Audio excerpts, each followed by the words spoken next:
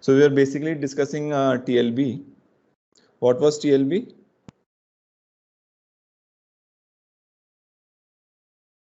Translation look-aside buffer.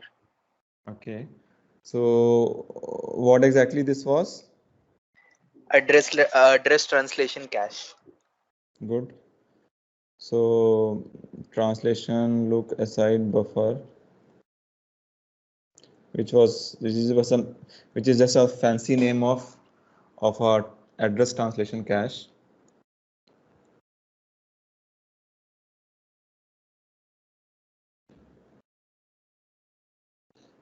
I think I should not use address translation cache. Okay.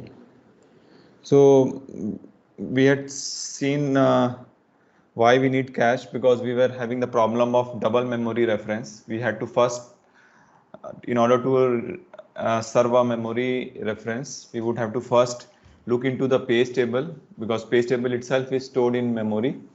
So my camera is switched off. Okay, so let me switch on. So because what I was saying is that because now page table itself are stored in memory, and all the information which is required for address translation is there in page table. So first of all, first memory reference is required to read from the memory, and then after that we can get the exact desired physical address, and then we have to read it second time from the memory to get the desired instruction or data or whatever we are trying to read. So now the thing is that so we wanted to reduce this second memory reference. So TLB was basically meant to reduce at least one memory reference. So if we can cache the recent, so if we cache the recent or more popular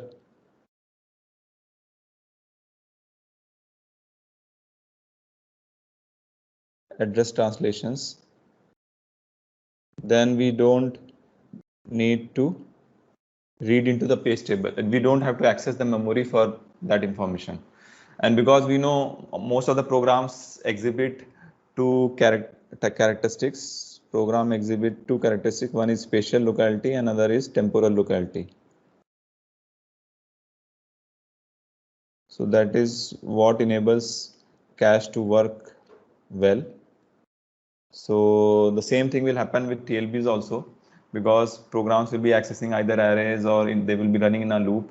So we'll be repeatedly accessing same instructions or same data or nearby instruction.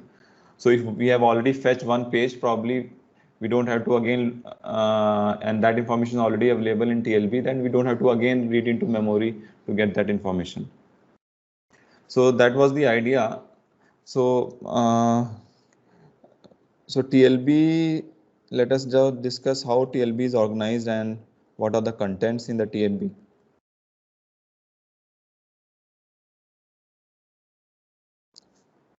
So cache, there are different types of caches. Cache can be arranged in different manner. So normally TLB is managed as a fully associative cache, which means that the hardware will parallelly search for the desired entry or for the entry at all locations.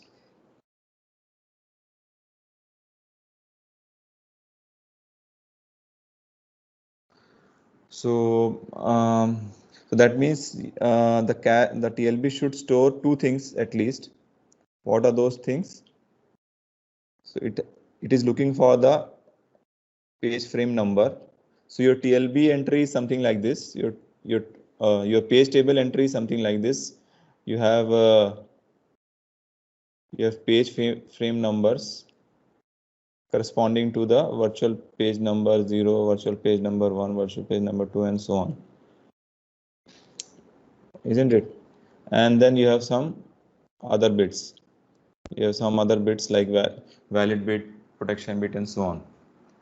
You don't store the VPN number because VPN number is the because it is a contiguous array.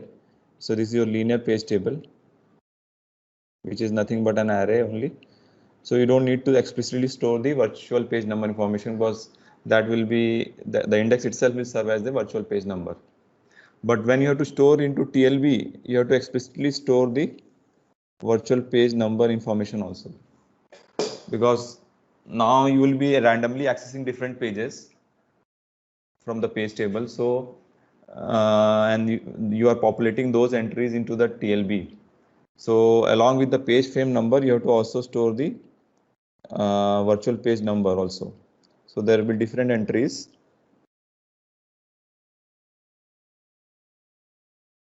So I'm just, let us say I'm just giving.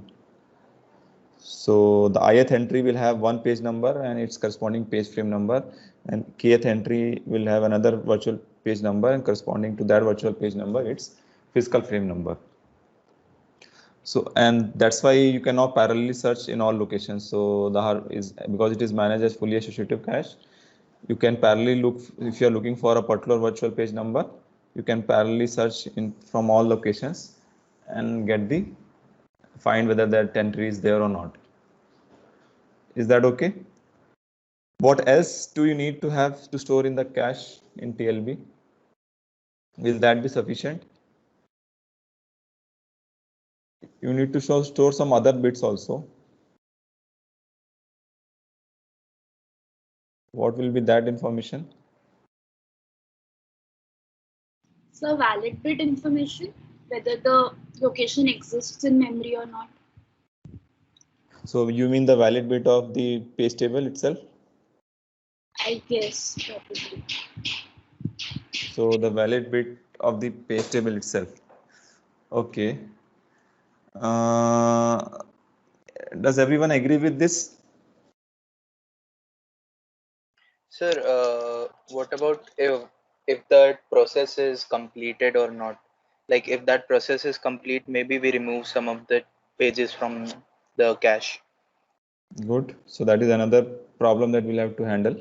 But let us just answer for this question. Do we really need this valid bit of the page table to be stored in the TLB?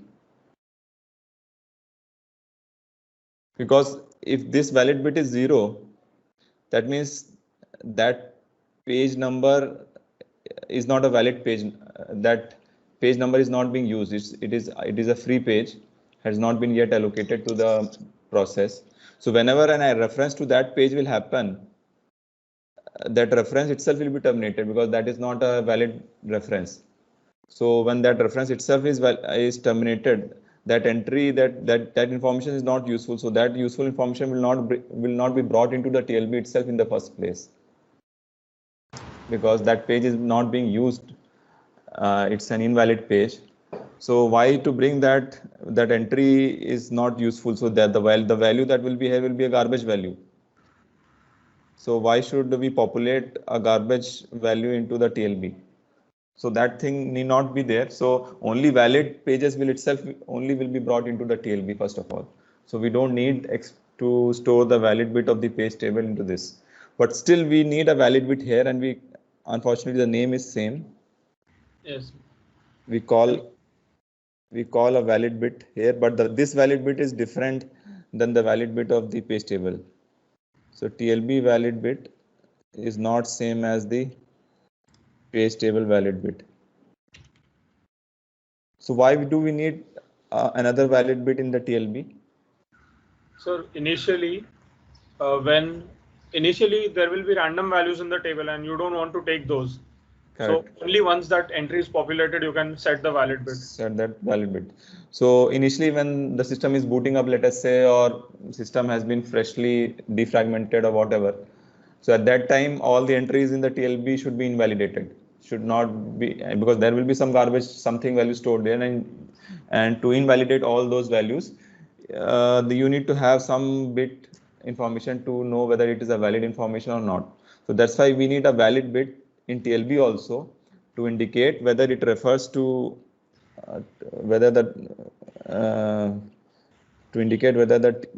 particular TLB entry is a valid entry or not, or it has a valid translation.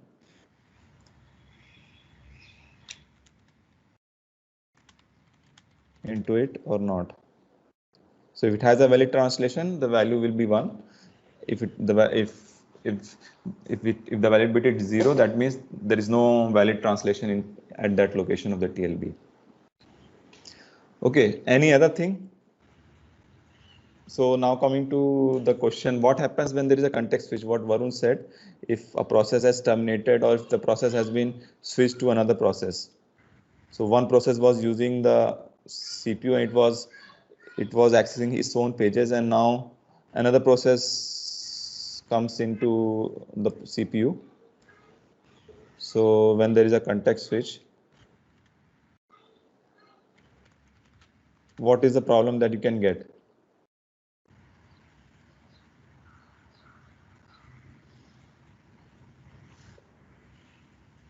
So yeah, anybody wants to say something? So let me just show you the slide here to make it faster.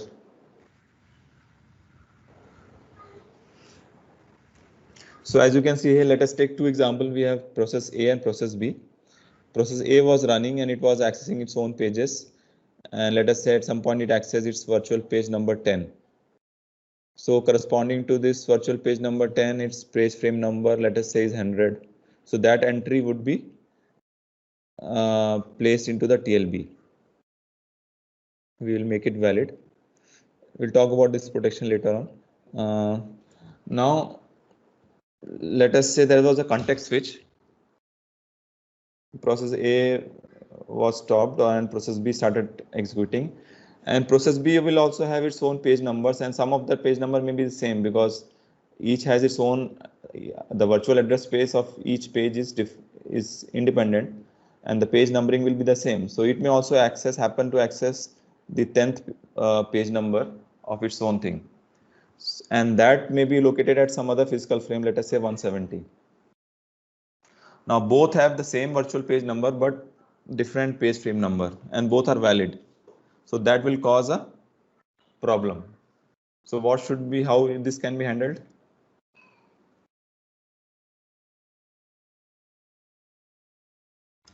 Invalidate all entries on context switch. Invalidate all entries on a context switch. Okay. Yeah, so let me just write it down. That is the one option. So option number 1, you basically flush TLB whenever there is a context switch. Flush TLB, and that flushing is basically done through invalidating all the entries. That is, set all the valid bits as to 0.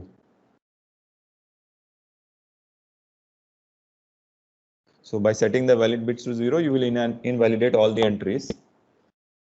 But it has a minus, it has a problem that it can be costly, because let us say there is a round robin scheduling happening and process A and B are quickly switching to and fro. So all the valuable information of each process is getting lost. Every time when we are flushing out, you are basically losing all that important information. So it can be costly. You in can the just sense, you can just change that particular entry's value of PFN, because the VPN is remaining same, so you just have to change the PFN for that, because you don't require others at that point, right? So let me go back to the slide. So what exactly you are saying? We should change the Just okay. Yeah, just change the 100 to 170.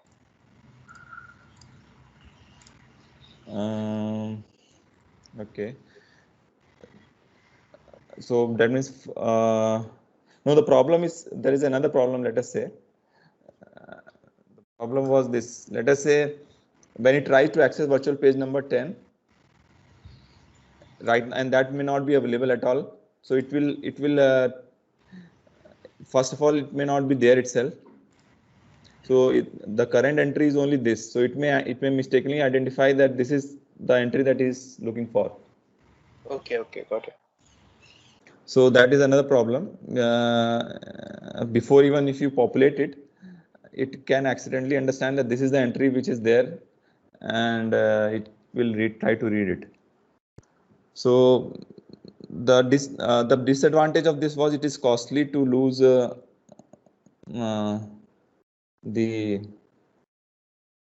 information.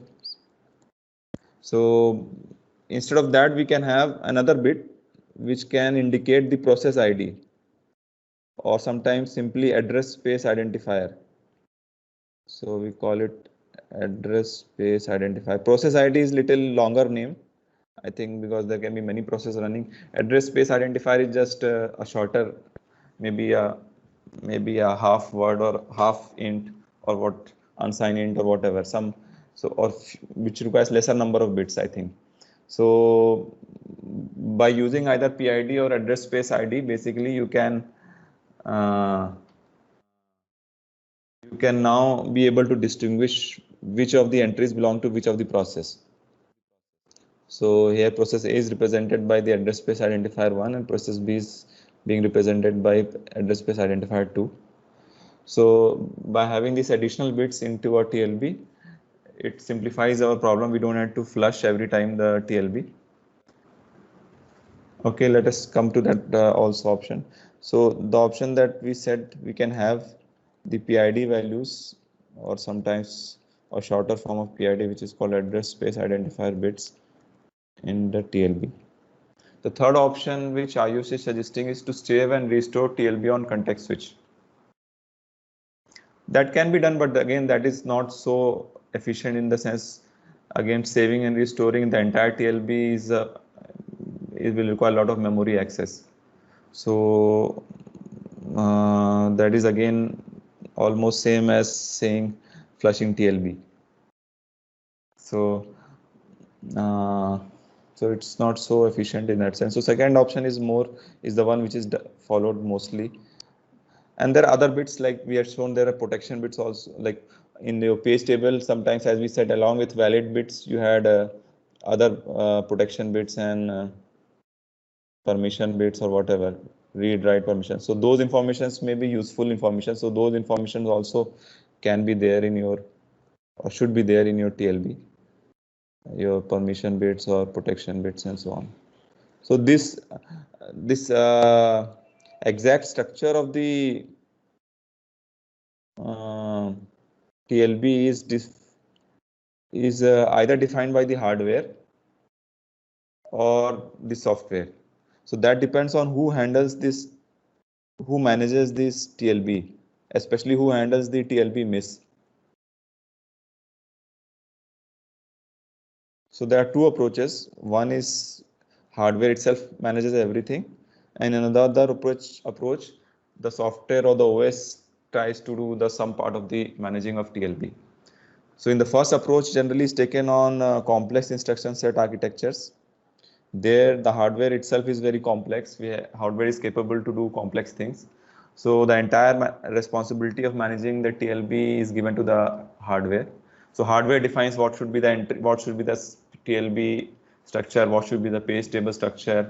So then hardware knows everything, and it is itself, whenever there is a miss, it itself can go and look into the memory, find the exact translation.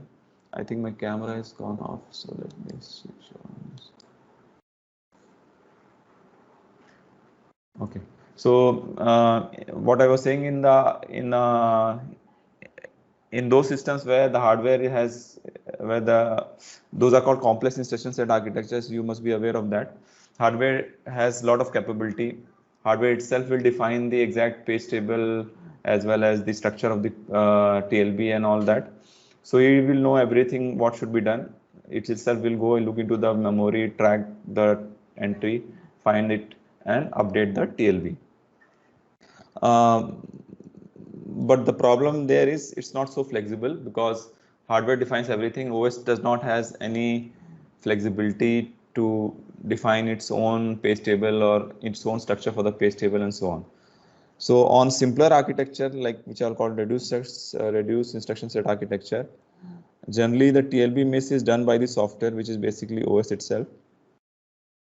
So the idea is when there is a TLB hits, still it is only the hardware which is doing, if it is looking into the TLB. So whenever a reference comes, hardware will first try to look into a TLB. If it hits, hardware itself will find the address translation and do the translation and give you the desired address. But if there is a TLB miss, then hardware will simply raise an exception. And that exception will be handled by OS code, which is OS exception handler code.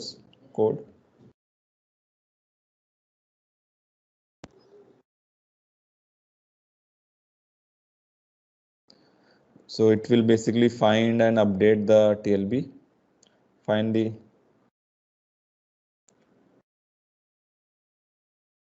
and it will return from trap.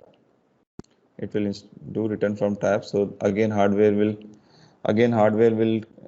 now retry the operation, and this time it will find the entry in the TLB. So it has plus and minus. It is little slower because now every time when there is a miss, the costly affair, because OS will run. It's not the hardware which is doing it, so it will be little slower, but it is more flexible. So the plus is it is more flexible, as OS can use efficient data structures for page table and so on.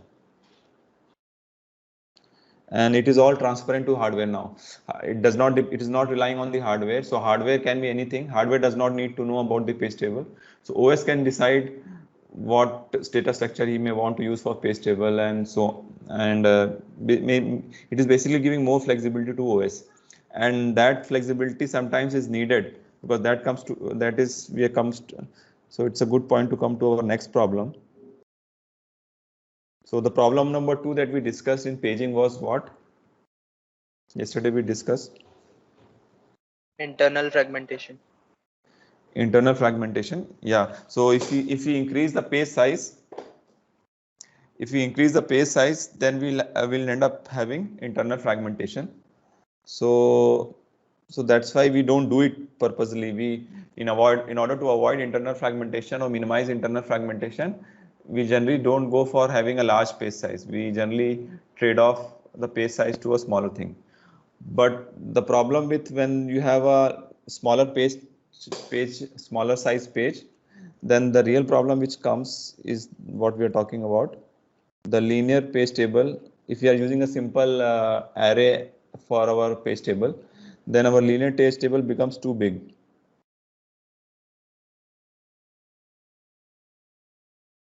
Or at least some substantial thing. And problem with big page table is that they cannot be accommodated in one page.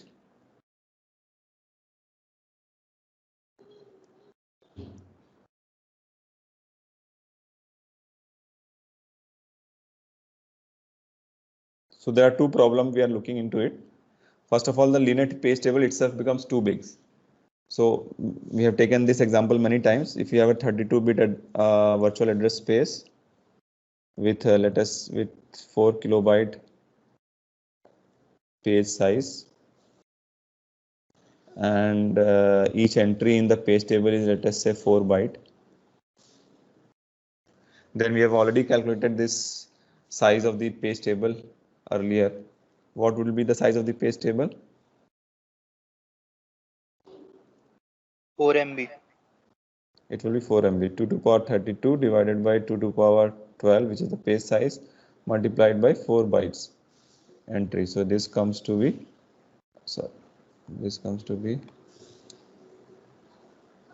4 megabyte. So that means one process page table is taking 4 MB of memory. And if there are, let us say, 100 processes which are running, which is not very uncommon in modern systems, including the background processes and all that, then it means you are exhausting 400 MB of memory just for the page table, just for storing the page table. So that is one problem, that your page table size is becoming big. Another problem is that now you cannot, your page size is only 4 kilobytes and you need to store 4 MB of information. So how many pages you will need? You will need 1000 pages in contiguous location, and that too because page table is a, if you are using a simple array, simple linear page table, then all those pages have to be in contiguous location. I don't know whether I've written the spelling correct. Contiguous location. Anyhow, all those. So to store this entire page table, we will need 1000 pages in a contiguous location, and that may be challenging for OS to find, because as we said, finding the whole point why we were doing pages was that we wanted to basically make our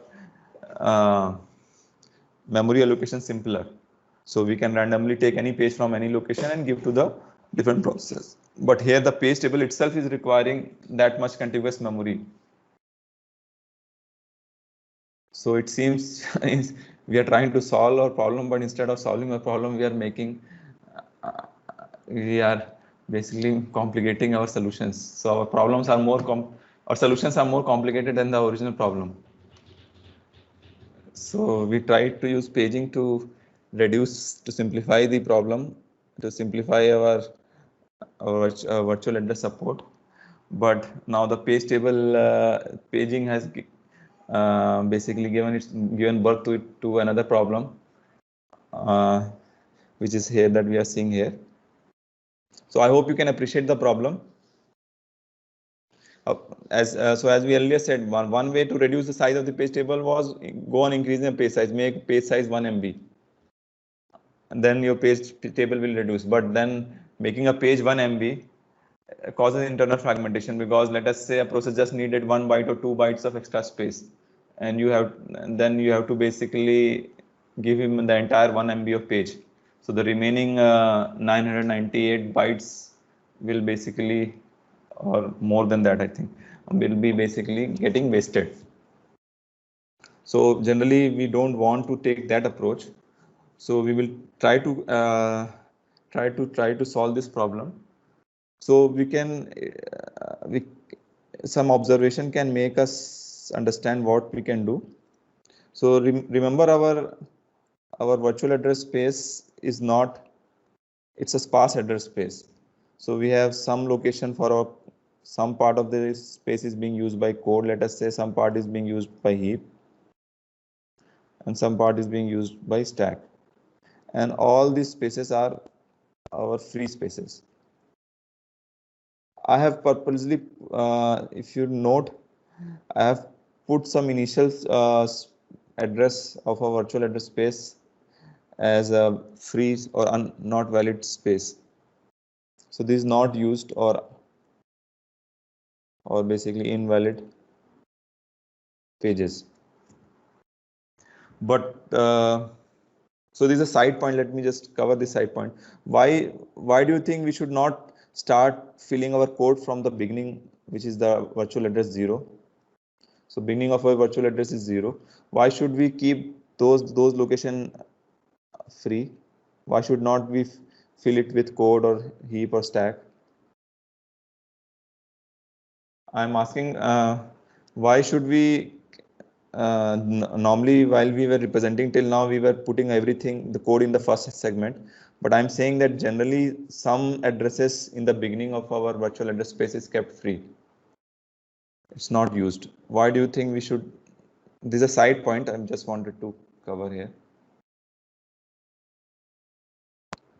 Because we use null pointers very frequently. So null pointers is used to indicate that the pointer is not pointing to any valid location. So null pointer is nothing but a pointer with an address 0. So if we fill anything at address 0, if we put a code at address 0, then that pointer will actually be pointing to some important information, and we may be able to dereference that pointer and get access to that important information. which may be a problem. So to facilitate null pointers and other things, the sum of the space in the beginning of our virtual address space, especially the zero address space, is not filled with any valid information. It is kept invalid. So that was just a side point. I don't think I just mentioned it here. But the solution that I'm coming to here was that to support this entire virtual address space, we are basically generating a page table.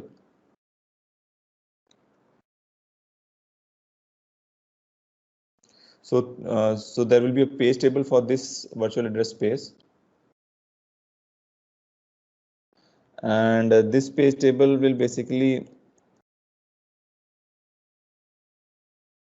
let us say code is getting,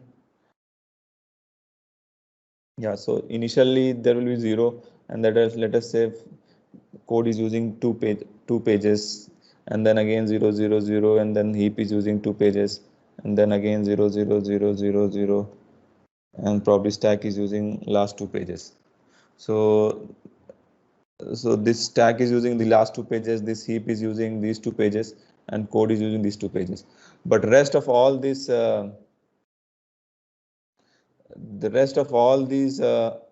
page table entries are waste. Oh, this entire thing. So all these entries are wasted. So all these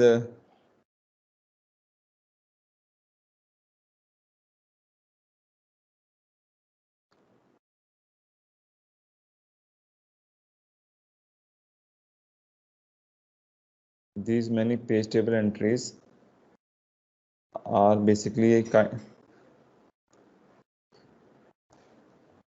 are wasted space in your linear page table. We were using valid bits to know it, but why to store it? Why to allocate space for this? If our page table is becoming big, especially when we are having this sparse address space, virtual address space, we will have many of such pages which will be invalid. So why to store any information? Why to allocate memory at all? If we want to reduce this page table, get rid of these locations. Just store the important information which is there and try to get rid of these things. So what can be done?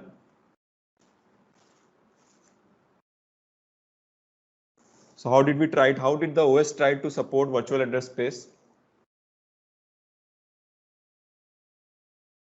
So I hope anybody has any question till this point.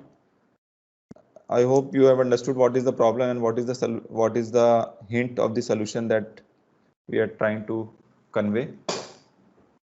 The problem that we are looking here is the page table is large, and page table is large. One reason is, and the hint that the observation here is that many of such entries like segmentation. Yeah. So remember, to support our virtual address space, which is basically the same problem that we are trying to solve. We started using segmentation and paging to support our virtual address space. We didn't want to basically. So in segmentation we did that. So let me just try to. So we'll try to combine segmentation with paging. One way we can try to handle this is we can try to combine segmentation and paging. And generally it is a good idea many times if there are two different approaches. Generally it is a very good idea to try to combine and come up with a hybrid approach which takes an advantage of both the pluses of each of these techniques. So same thing can be done here. We can actually basically if we can divide our virtual address space into logical segments, then we don't need to, first of all, we don't need at all, if this segment is not being used, we don't need to allocate any page table for this segment. We'll only allocate page table for stack segment, for heap segment, and code segment. So we'll come to that point. But let me just overview what are the different possible. But segmentation itself had some problems. So another thing that instead of segmentation, we came to paging. So we can use the same concept of paging for page table also. We can page the page tables. So we can store page table in the form of pages itself. So that will basically give rise to multi-level page tables. And then there are some other efficient data structures like inverted page table and so on. I will not discuss them in detail, but just give an idea, which basically says you use just one page table per system. So instead of per process, you just have one page table per system. So now in that case, you will have only for per frame, you will have only one entry. So your page table size will be fixed for entire system, irrespective whether processes are sparse address spaces or not. You'll just have one page table per system. We're not going to go into details of this because most popular approach which is implemented in recent architecture is this one. So we are going to discuss this in detail. But all these are basically these are just some kind of space efficient data structure. So instead of having just a naive array data structure, we are trying to basically use some more smarter data structure which tries to reduce space. But remember also whenever we go for space and time, trade-off is always there in data structure. If we go for saving space, we will end up incurring some more time, or if we try to improve time, probably we may have to use more spaces. It is very seldom that we can try to optimize both things. So there will be some trade-off with time also when we try to do that here.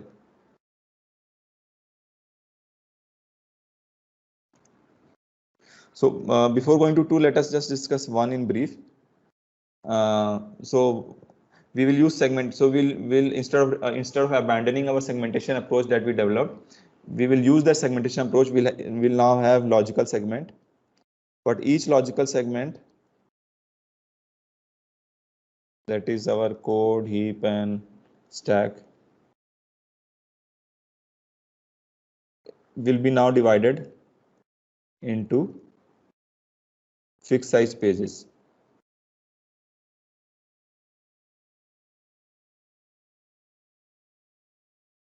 So that's how we are combining segmentation and paging.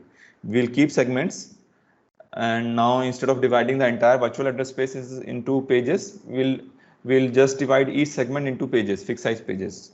So in that sense, what your virtual address space bits will have now three sections.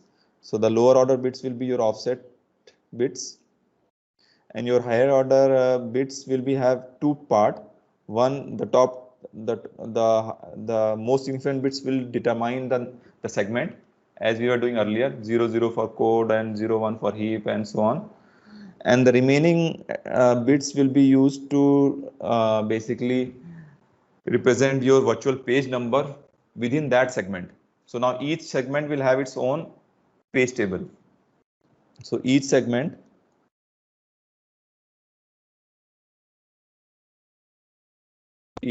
has a page table, and that page table now it will be much smaller than one big page table which we were using earlier in case of linear page table for the entire virtual address space. And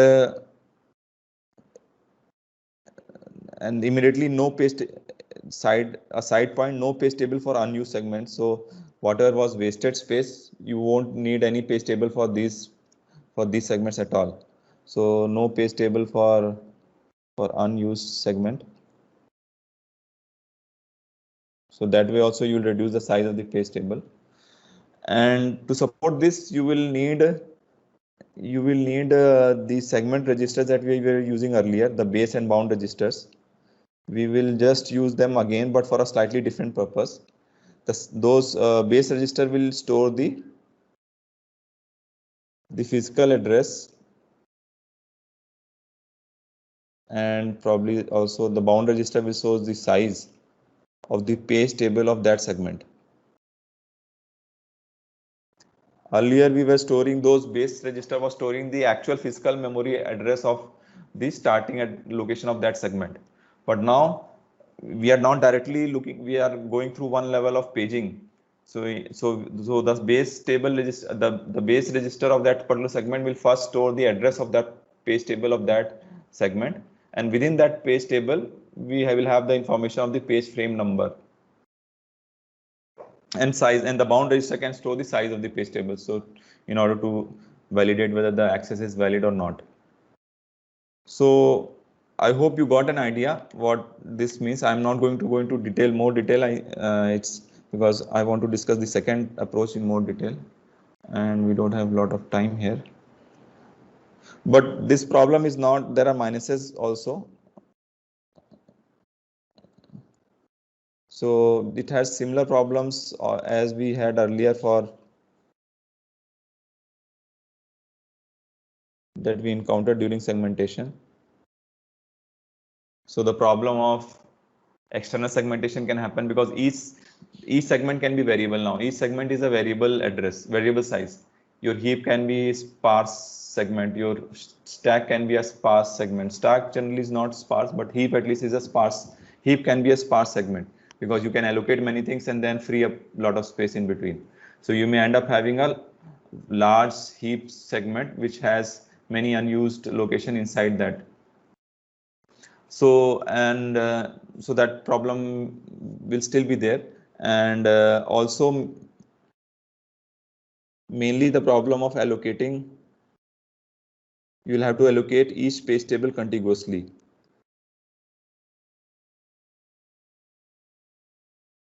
Because each table is still a linear page table, which is an array. You have to store it contiguously, and that you may not be, that may span over multiple pages. And then again, you will have to find a contiguous location for those page table. So the more practical solution which is used in recent architecture, including our Intel x86 architecture, is called multi-level page table. And here is when people start becoming angry because the things becomes too complex. So I will try to simplify it as easy as possible. Idea is simple. It's not, the idea is very simple. When you go and look into the more details, I think it becomes little bit worrisome, but the idea is very simple. You have a large page table.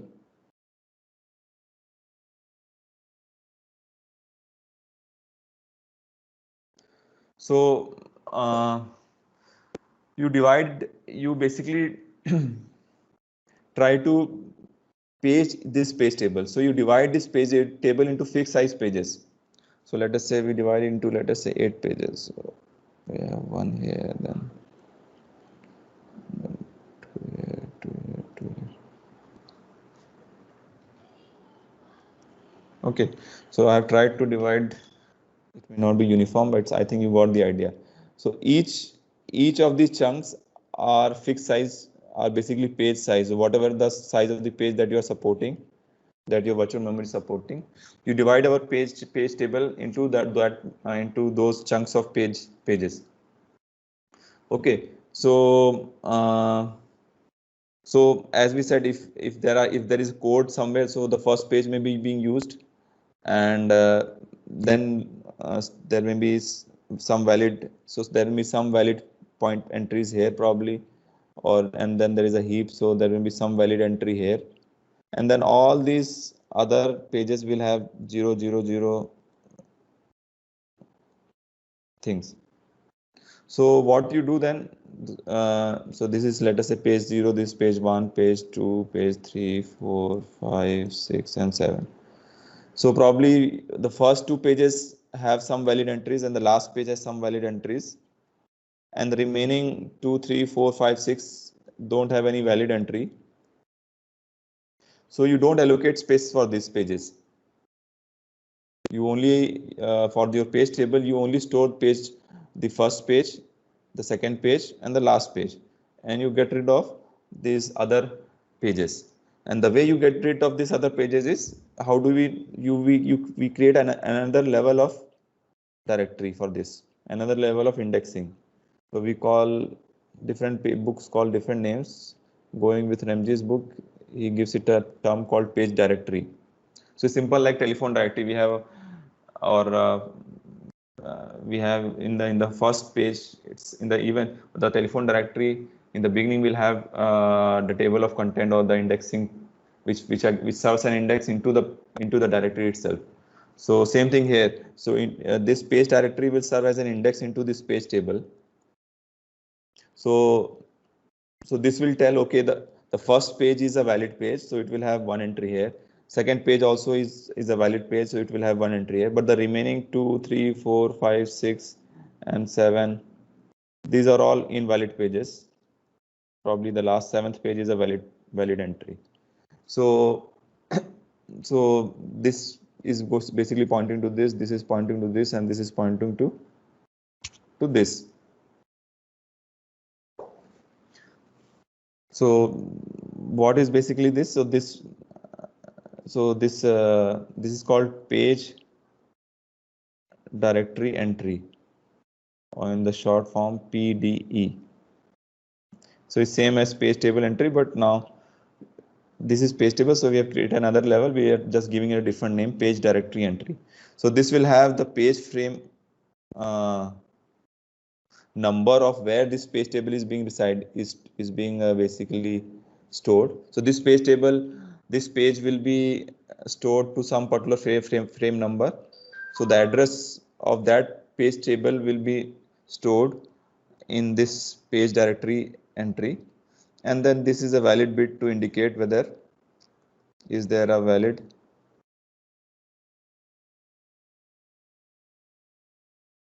entry on this page of page table.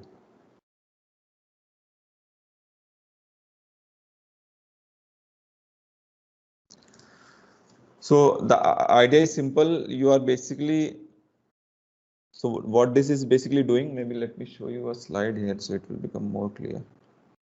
Yeah. So this is an example here of a multi-level page table. So this initially, let us say you have this big page table, but you are only using the first page, had some valid entries, and only the last page was having some valid entries, and the remaining 2 pages were all zeros. So you won't allocate any space, and these were in page frame number 201, 202, 203, 204. So you will only allocate the page frame number 201 and 204, and these pages, these 2 pages will not get allocated. And to store this information, you create another index, another level of page directory, which is called page directory, and there you have the address. So you have for the first page, you have this the starting address or the page frame number of this page, and these 2 are invalid entries, so you don't have to have anything in. So you are immediately saving space. You are not allocating any space for page table, for this part of the page table. And now also you don't have variable size segments. So each of these page table is of fixed size, and they can reside exactly in one page. So the way we have chopped this page table is that we have chopped it into equal sized units, and that equal size is equal to the size of the page, one page that we were already using. So we are not doing anything new. We are just applying the same concept recursively. So you are basically ending up into multi-level. It's kind of a tree structure. So you have a higher level. At one level, you have an index, and then you have an index at next level. And then from there, you may have index. You get to directly your RAM. This will give you the address for in your RAM. Where is the physical frame number of that particular thing? So in terms of bits, you will be dividing it to 2. So you have offset. Your lower order bits will be offsets, and your VPN now, your virtual page number will be now divided into two segments. One will be the so there are 2 levels. Let us say this is your directory and this is your page table. So the RAMG books calls it as page table index, and this is called page directory index. Because at the highest level, at the first level, you have a page directory index. So the topmost bits will be used for indexing into the page directory, and then the second higher bits will be used for indexing into the pages of each page table, and then the last offset bits will be the offsets for within that particular page. So I hope I have tried to explain this thing, but there is one problem still here. Now, if your page table is too big, your page directory itself may be a little larger. It may not fill if your page directory can't fit into one page,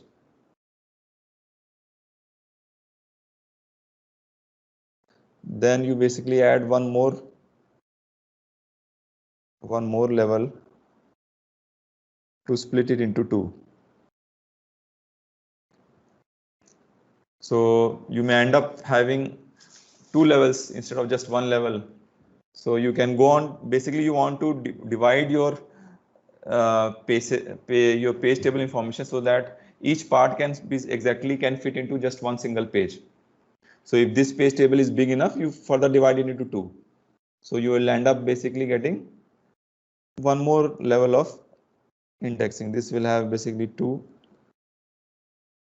and this may have further levels of page tables. So I think we are running short of time. So we have already discussed most of the part here. Any question here? I'll just give a simple problem here. If you have, you have still 5 minutes. Let us say you have 32-bit virtual address. So this is your homework exercise with 512 byte page and page table entry of 4 byte. Now, how should we chop our virtual address bits in order to using this multi-level page table? In how many bits should go into what? How many levels of indexing should we do? That is your question of this.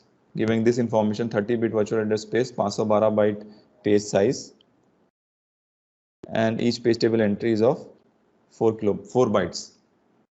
So you need to figure out how should we chop up things. But again, as we said, now we are saving space, but the problem is there will be time trade-off. Because every time you have to access a memory, you have to read memory one more time. So for initially we were just first reading into page table and then reading into the RAM. Now we have to first read into page directory, then page table, and then RAM.